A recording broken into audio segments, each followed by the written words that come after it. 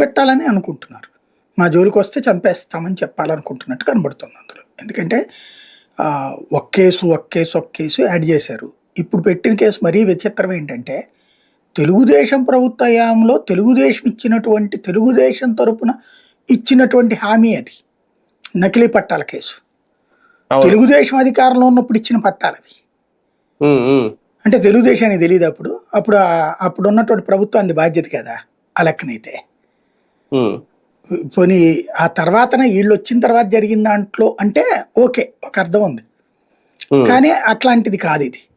తెలుగుదేశం టైంలో పట్టాలు ఇచ్చిన కేసును పుచ్చుకుని ఇప్పుడు తెలుగుదేశమే కేసు పెట్టిందంటే ఏమనాలి? అది కూడా బయటికి అన్నిట్లో బెయిల్ వచ్చేసి రేపు వచ్చేస్తున్నాడు అనగా కరెక్ట్ గా ఒక రోజు. బేసిక్ గా అతని ఆరోగ్యం క్షీణించిందని తెలుసు వీళ్ళకి. జైల్లో ఉంటే ఇంకా క్షీణిస్తుందని తెలుసు. బయటకు వచ్చేస్తే పూర్తి ఆరోగ్యవంతుడైపోతాడని తెలుసు. బయటికి రాకూడదు. ఇప్పుడు దాంతో పాటు ఇంకొక కేసు కూడా రెడీ చేసి పెట్టుంచారు. ఇప్పుడు ఈ కేసులో పొరపాటున బెయిల్ వస్తుంటే ఇంకొక కేసులో మళ్ళీ పీటీ వారెంట్ పెడతారు. పెట్టి మళ్ళీ కనీసం ఇంకొక 3-4 నెలలు జైల్లో ఉంచితే అక్కడే తీసుకు చచ్చిపోవాలి.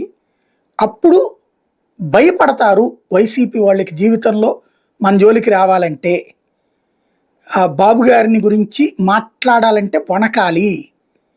అట్లాగే ఇతని ఆరోగ్య పరిస్థితిని చూశాక కొడాలి నానికి వణుకు పుట్టేస్తుంది.